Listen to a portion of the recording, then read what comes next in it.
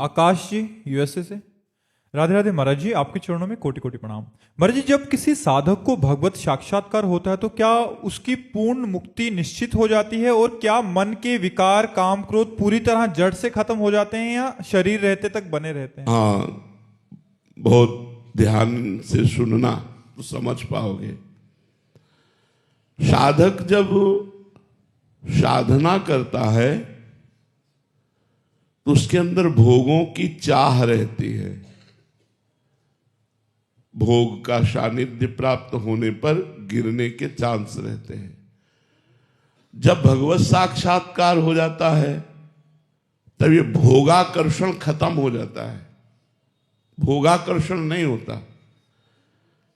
बिना स्वाद के वो भोजन पा रहा, उसे स्वाद का तात्पर्य नहीं रह गया। बिना किसी अपनेपन के, बिना ममता के वो आपसे प्यार कर रहा है, पर उसमें आपके प्रति न ममता है न आसक्ति है। शुद्ध प्रेम, भगवत स्वरूप प्रेम। जब भगवत साक्षात्कार हो जाता है तो कर्म विवश कामादि दोष नहीं आते, लेकिन भगवत प्रेरित आते हैं। सिद्धों में भी भगवत प्रेरित आते हैं। जैसे देवर्षि नारद जी भगवान के अवतारों में गणना की गई है और स्वयं सिद्ध महापुरुष हैं देवर्षि नारद। अब उनके अंदर काम की संभावना ही नहीं। लेकिन जब भगवान ने देखा कि देवर्षि नारद के अंदर काम विजयी होने का गर्व है, तो भगवान ने काम को प्रेरित कर दिया, जाओ और अपना प्रभाव दिखाओ। थोड़ी देर में ही देवर्षि नारद जी ने देखा कि एक बहुत सुंदर नगर है, ये तत्कालिक, और वहां का जो नरेश है वो अपनी राजकुमारी का स्वयंवर कर रहा है। कौतुकोस पहुंच गए ऐसे। राजा ने देखा, साष्टांग दंडवत की आसन पर बैठा ला।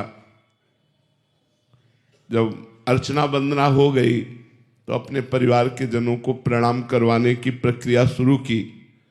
जब उस राजकुमारी के आने की बात, जिसका स्वयंवर था,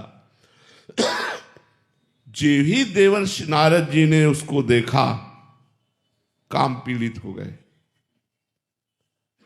बड़ी बड़ी अप्सराओं को भी देखने पर जिनका मन कभी विचलित नहीं हो सकता, वो देवर्षि नारद जी सिद्ध महापुरुष, भगवत प्राप्त महापुरुष, जब चाहे तब भगवान को बुला ले, ऐसी स्थिति के महापुरुष, उनको काम व्याप्त हो गया। अब जैसे जैसे नजदीक आ रही थी, उनके हृदय की स्थिति बदलती जा रही थी। इतने में राजकुमारी के पिता ने कहा, महाराज हमारी पुत्री का हाथ देखिए कैसी रेखा है। अब दूसरा चमत्कार है कि जो ही हाथ देखा पकड़ के, तो स्पर्श करते ही व्याकुल हो गए, और रेखा में जो लिखा था कि जो इसका पति होगा वो मरेगा नहीं, मृत्यु विजयी होगा, समस्त ऐश्वर्य उसके चरणों में लौटेगा, बड़ा बड़ा, वो सब भगवान के लिए। अरे नारद जी ने कहा, तब तो पक्का ब्याह इसी से करेंगे। नारद जी ने विचार किया, मैं इतना सुंदर तो नहीं हूं, बाबा जी हूं। राजकुमारी स्वयंवर में जयमाला पता नहीं डाले कि ना डाले। यदि मुझे भगवान का रूप प्राप्त हो जाए तो निश्चित जयमाला डाल देंगे।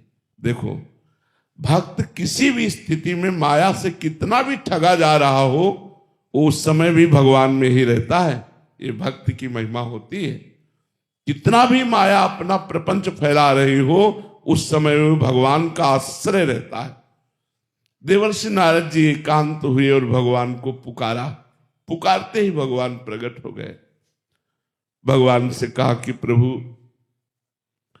अब तो जब तब कुछ नहीं होगा, अब तो राजकुमारी से ब्याह मुझे चाहिए, इसलिए मैं हरि रूप मांग रहा हूं। इतना तो कहा, पर एक बात बहुत बड़े जोर की कही। कहा, जेहि विधि होई नाथ हित मोरा, करऊ शुभेगी दास में तोरा। प्रभु जिस तरह से मेरा हित हो, नारद जी सोच रहे हमारा हित राजकुमारी के प्राप्त होने में है। नाथ जल्दी वही उपाय करो जिससे हमारा हित हो, क्योंकि मैं आपका दास हूं। तो भगवान ने कहा हित ही नहीं, जेहि विधि हो ही परम हित, नारद सुनो तुम्हारा हित नहीं, तुम्हारा परम हित जिसमें होगा वो मैं करूंगा। जाओ दिया हरि रूप, और हरि कहते बंदर को भी। अब नारद जी का जो रूप था भयंकर मरकट बंदर का दे, और वो केवल राजकुमारी को दिखाई दे रहा था, और भगवान शिव के दो पार्षद पास में बैठे थे उनको दिखाई दे रहा था, और सबको देवऋषि नारद दिखाई दे रहे थे। राजकुमारी जयमाला लेकर जे हुई बड़ी तो देखा ये कुरूप बंदर पहले क्यों बैठा है। माला लेके मुड़ गई। देवर्षि नारद जी ने सोचा शायद मुझे देखा ना हो, तो बगल के जो सिंहासन पर राजा बैठे थे उनके पास जे गए, उसमें खड़े हो गए। नारद जी बैठ गए। राजकुमारी ने फिर दिखाए बंदर कैसे आ गए, फिर वो नारद जी को लग रहा है कि ये क्या है, मेरे हरि रूप में आकर्षित होकर जयमाला क्यों नहीं डाल रही। इतना विचार ही कर रहे थे कि 16 वर्ष की अवस्था, घनश्याम शरीर, कमल लोचन, विश्व मोहन, भगवान पधारे। जे ही भगवान पधारे तो राजकुमारी ने जयमाला डाल दी। नारद जी को लगा मारो प्राण निकल गए। देखो काम विजयी महात्मा, भगवत प्राप्त महात्मा, लगा मानो प्राण निकल गए। अब क्या होगा, क्योंकि जयमाला तो भगवान शिव के पार्षदों ने कहा आप अपने को बड़ा सुंदर समझते हैं क्या, जरा जल में जाकर दर्पण में देखिए। तो उस समय उन्होंने जल में देखा, प्रति मरकट बदन भयंकर देही। अरे हमारे साथ छल, मैं इनको अपना स्वामी मानता था। देखो बुद्धि कितनी भ्रमित हो जाती। मैं इनको अपना स्वामी मानता था, मैं इनका दास हूं, और ये ऐसा। तो भले भवन अब बायन दीन्हा, पाओगे फलापन कीन्हा। आज पाला नारद से पड़ा है, तुम्हें दिखाऊंगा कि संत में कितनी सामर्थ होती है। और बड़े गुस्सा से वैकुंठ की तरफ चले तो रास्ते में ही मिल गए गलवैया दिए हुई राजकुमारी के, और देख के जल गए।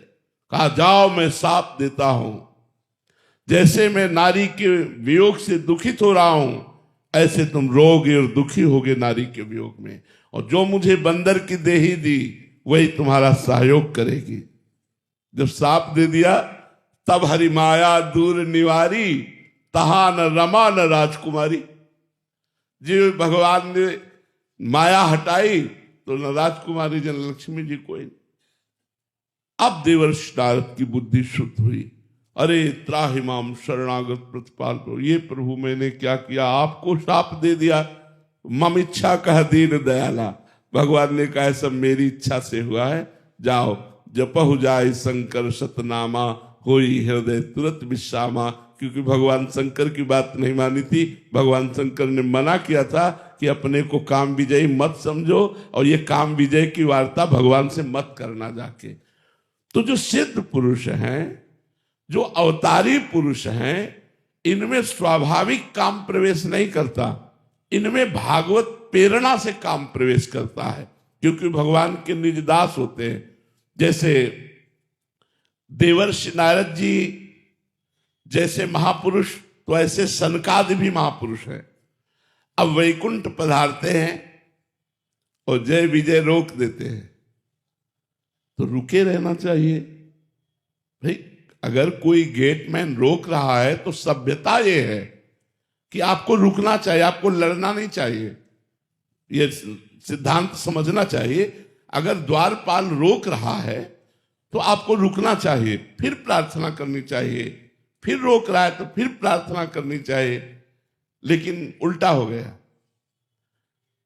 जो ब्रह्म प्राप्त महात्मा होते हैं उनमें विकार नहीं होते, लेकिन भगवत प्रेरित क्रोध विकार सनक सनंदन सनातन सनत कुमार में आ गया और उन्होंने शाप दे दिया, जाओ तुम दोनों जय विजय 3 जन्म के लिए असुर भाव को प्राप्त हो, दैत्य भाव को प्राप्त हो।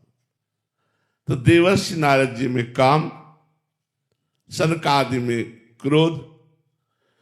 अक्रूर जी महाराज भगवान के परम प्रेमी भक्त हैं, लेकिन कि स्यमंतक मणि पर इतना उनका भाव लग गया कि वो काशी लेकर चले गए, द्वारिका छोड़कर, भगवान का दर्शन स्पर्श छोड़कर। लोभ अक्रूर जी, स्यमंतक मणि का। तो इन सिद्ध पुरुषों में भी जब भगवान की प्रेरणा होती है तो ये काम क्रोध लोभादि दिखाई देते हैं, अन्यथा नहीं। स्वात्मा रामम विषय मृग तृष्णाम भ्रमयति। आत्माराम पुरुष कभी विषय मृग तृष्णा में भ्रमित नहीं हो सकता। अगर भगवान से किसी भी क्रिया से उसको जो अहम आया है उसे दूर करवाना होता है तो ये लीलाएं कर देते, अन्यथा सिद्ध पुरुषों में सड विकार जित अनग अकामा, वो कामना रहित होते हैं, वो निष्पाप रहते हैं, उनमें कोई मलिन भावना नहीं रहती।